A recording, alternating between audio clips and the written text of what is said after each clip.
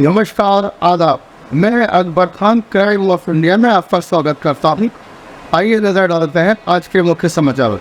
बिजनौर आसपा प्रमुख चंद्रशेखर बोले, प्रदेश में सरेआम कट रहे गले, ये चंदे धंधे की सरकार, जनता वोट से देगी जवाब। तो सब सजा मिलनी चाहिए, लेकिन आप ये तो बताओ, ये भारतीय जनता पार्टी की सरकार देखिए जिसमें सरेआम गले कट रहे हैं। मुख्यमंत्री तो कह रहे कानून व्यवस्था बहुत अच्छी है। मैं फिर आपको कह रहा हूँ, ये जो सरकार है ये किसी की सरकार नहीं है, ये तो चंदे और धंधे वालों की सरकार है। ये लुटेरा गैंग है जो चंदा दे दो, ठेका ले लो और सीबीआई ईडी इनकम टैक्स पर छापा लगे, वो चंदा दे दो तो बिल्कुल पाक साफ हो जाए। ये जो भाजपा की भ्रष्टाचारी सरकार है, इसी की देन है कि आज बेरोजगारी इतनी बढ़ गई है कि नौजवान जो है भूखे मरने के लिए और सुसाइड करने के लिए किसान और नौजवान तैयार है। आप देखो पुलिस भर्ती में पूछो ना कि 48 लाख बच्चों ने फार्म भरा, 400 रुपए एक बच्चे से लिए गए, 4-6 महीने मेहनत की और पेपर लीक हो गया। मुख्यमंत्री ने क्या कहा, अरे झूठ बोलेगा कोई, तुम सजा कर देंगे, गिरफ्तार करवा देंगे। क्या हुआ, फिर पेपर लीक हुआ नहीं हुआ, फिर आपने भर्ती क्यों कैंसिल की अगर लीक नहीं हुआ?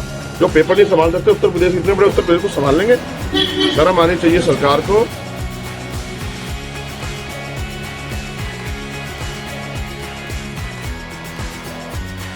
जनता परेशान है। आप कोई गांव ऐसा नहीं इसमें 70% मकान ऐसे ना हो जिन पर प्लस्तर भी ना हो।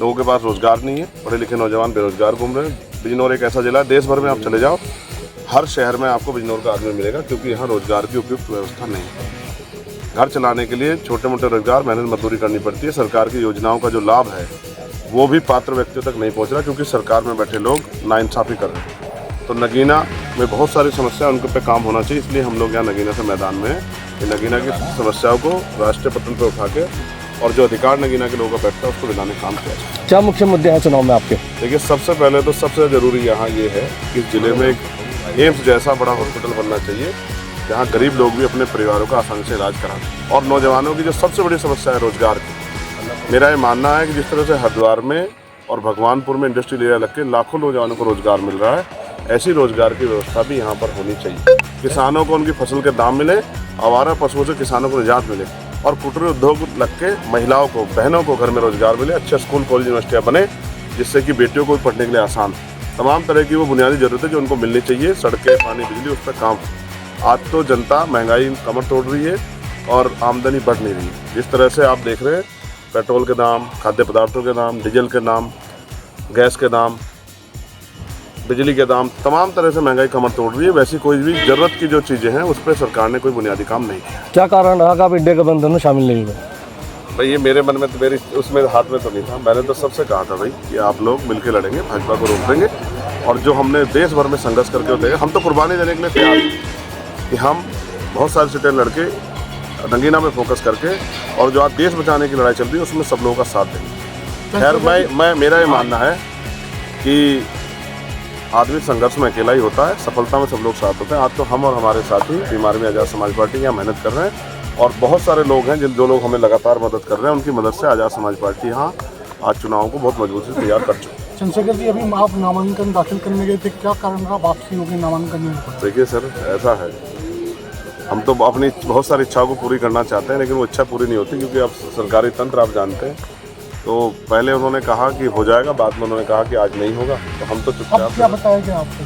कुछ नहीं, उन्होंने कहा समय पूरा हो गया। हमें हमारे लोग, हम लोगों के साथ तो ये इस तरह के जो खेल हैं बहुत दिनों से चल रहे हैं। मुझे तो ये भी डर है कि ऐसा ना हो कि सरकार के लोग जो हैं यहाँ के प्रशासन को दबाव में लेके मेरा पर्चा कैंसिल करा दें। इस तरह की स्थिति पैदा हो सकती है। ऐसे तो वकील हूँ और सारी चीज़ों को निगरानी रख रहा हूँ। अगर कोई भी छेड़खानी होगी तो उसका मुँह तोड़ जवाब देने का हम काम करेंगे। मैं बस आपको आखिरी शब्दों में कहना चाहता हूँ कि यहाँ का जो क्षेत्र के जो कमज़ोर वर्ग के लोग हैं उन पर किसी भी तरह के जुर्म, जाति, अन्याय हम होने नहीं देंगे। और जो धर्म और जाति के आधार पर अन्याय हो रहा है उसको राष्ट्रीय स्तर पर उसकी मुखालफत करके लोगों को एकजुट करने का काम करेंगे, भाईचारा बनाने का काम करेंगे। आज देश के संविधान खतरा है, ऐसे खतरे को से जनता में जो भय है उस भय से निकालने के लिए विश्वास पैदा करने का काम आज़ाद समाज पार्टी में ईमानदारी करेगी। धन्यवाद। गजब का चुनावी दंगल हो रहा है। न महंगाई, न बेरोजगारी, न स्वास्थ्य, न शिक्षा और न तो सुरक्षा के मुद्दे पर कोई चिंता। बस सब नेताओं की एक ही चिंता है कि कैसे 140 करोड़ आम जनता को भ्रमित कर वोट कब्जा कर लें। कृपया बेहद सतर्क रहें।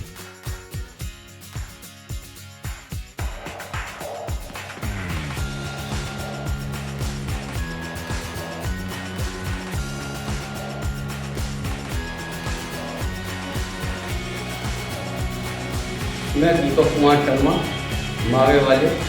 मैं होली की आपको हार्दिक शुभकामनाएं देता हूं और अपने मुस्लिम भाइयों को ईद की एडवांस में हार्दिक शुभकामनाएं देता हूं। मेरा पता सदर बाजार बिजनौर। आज के लिए बस इतना ही। कल फिर मुलाकात होगी नए समाचार के साथ, नए खबरों के साथ। अकबर खान को दीजिए इजाज़त। नमस्कार।